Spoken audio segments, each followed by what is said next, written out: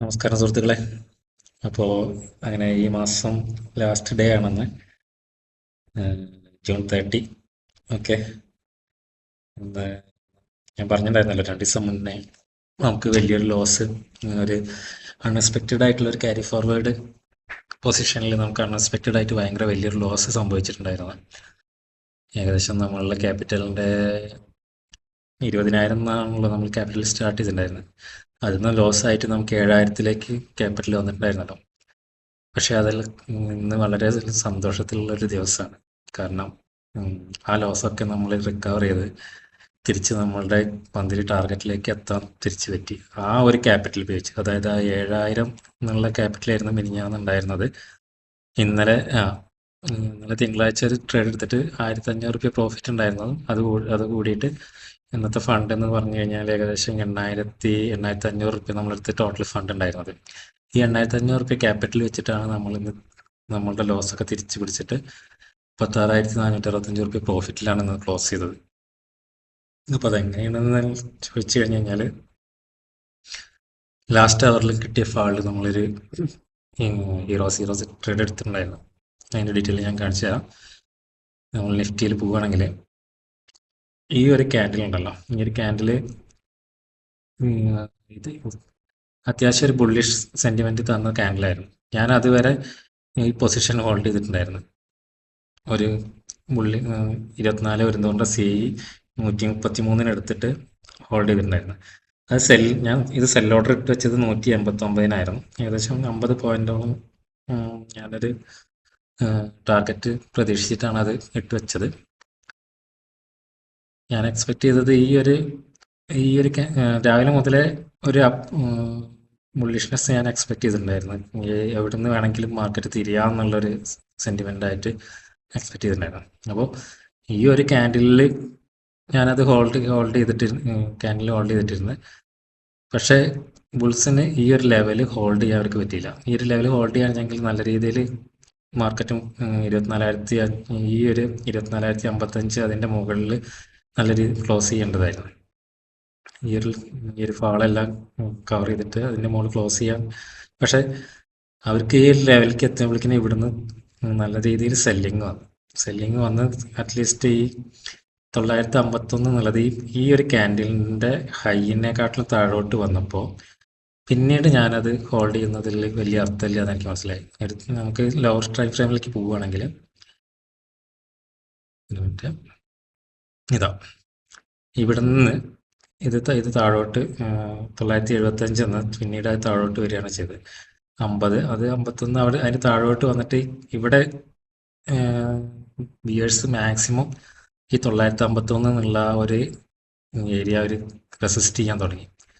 ആ റെസിസ്റ്റ് ചെയ്യാൻ തുടങ്ങിയപ്പോൾ പിന്നെ ഞാൻ ആ ബുള്ളിഷ് ട്രേഡ് ഹോൾഡ് ചെയ്യുന്നതിൽ കാര്യമില്ല എന്ന് വിചാരിച്ചിട്ട് ഞാനത് 11:51 104 എക്സിറ്റ് ചെയ്തു. 133 വാങ്ങിയ ട്രേഡ് ഈ സെൽ ഓർഡർ ക്യാൻസൽ ചെയ്തിട്ട് 104 അത് എക്സിറ്റ് ചെയ്തതിന് ശേഷം ഞാൻ അപ്പോൾ തന്നെ ഒരു ഹീറോ ട്രേഡ് എന്നുള്ള രീതിയിൽ 10 ലോട്ട് 23,900 PE എനിക്കറിയാമായിരുന്നു. ഒന്നുകിൽ ഈ ലെവൽ അവർക്ക് ഒരു 10 മിനിറ്റെങ്കിലും 15 മിനിറ്റെങ്കിലും ഹോൾഡ് ചെയ്യാൻ പറ്റിയില്ലെങ്കിൽ ലാസ്റ്റ് ഹാഫ് ആൻ അവറിൽ നല്ലൊരു ഫാൾ വരും എന്നുള്ളത് ഓൾമോസ്റ്റ് ഉറപ്പായിരുന്നു.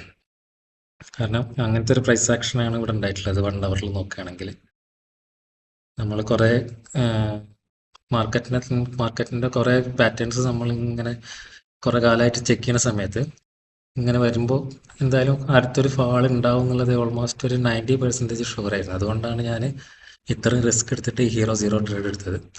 ഞാനത് 10 ലോട്ട് 8 റുപ്യക്ക് ഞാൻ എടുത്ത് അവിടുന്ന് മാർക്കറ്റ് താഴോട്ട് വന്നപ്പോൾ ഒരു 5 റുപ്യ ആയപ്പോൾ ഒരു 3 ലോട്ടും കൂടി ആഡ് ചെയ്ത് 190. കാരണം ആകെ കൂടി എൻ്റെ കയ്യിലുള്ളത് 8,500 റുപ്യാണ്.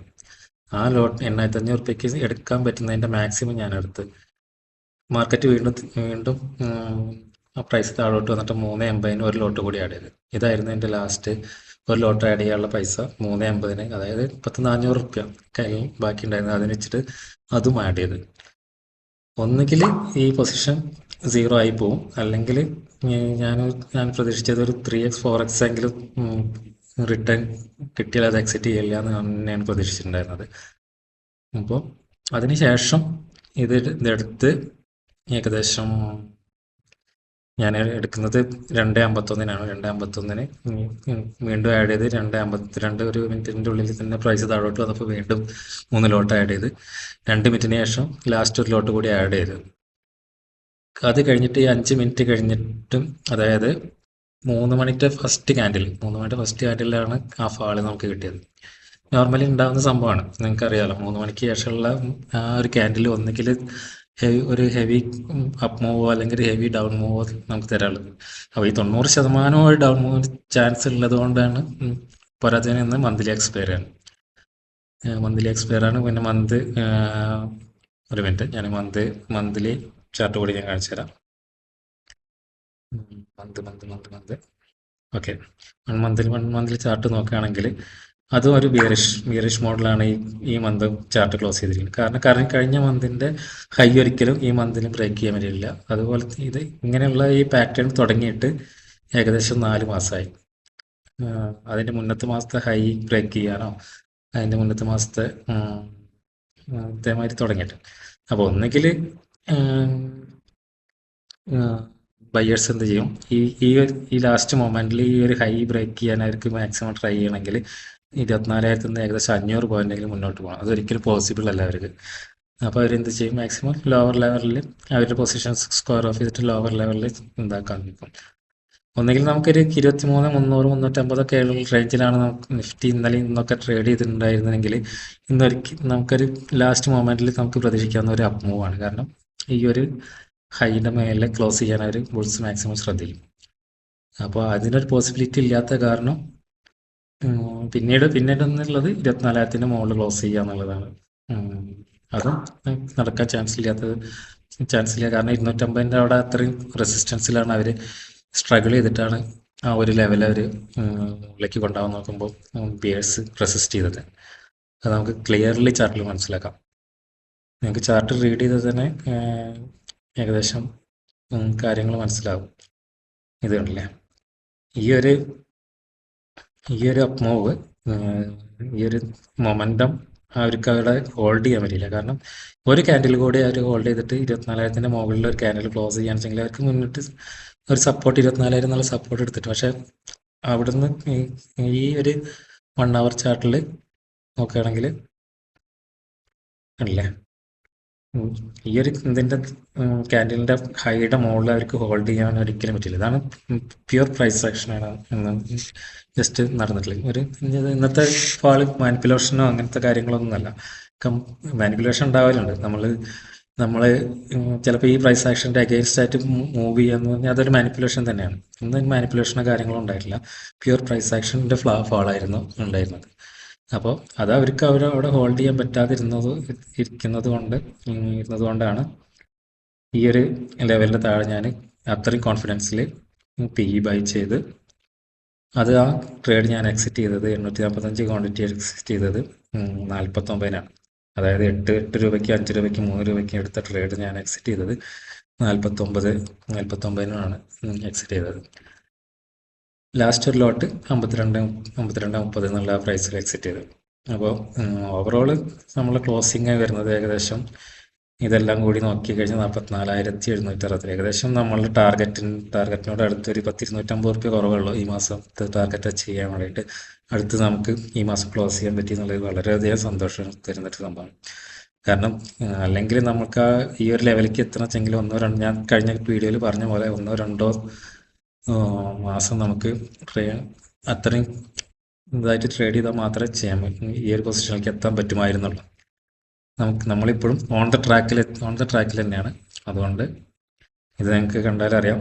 മിനിഞ്ഞാന്നത്തെ ക്ലോസിംഗ് എന്ന് പറഞ്ഞു കഴിഞ്ഞാൽ 7,090 ഇന്നലത്തെ 7,569. അവിടെ നിന്നാണ് നമ്മൾ ഇന്ന് ഏകദേശം 44,766 എന്നുള്ളതിൽ നമുക്ക് ക്ലോസ് ചെയ്യാൻ പറ്റിയത്.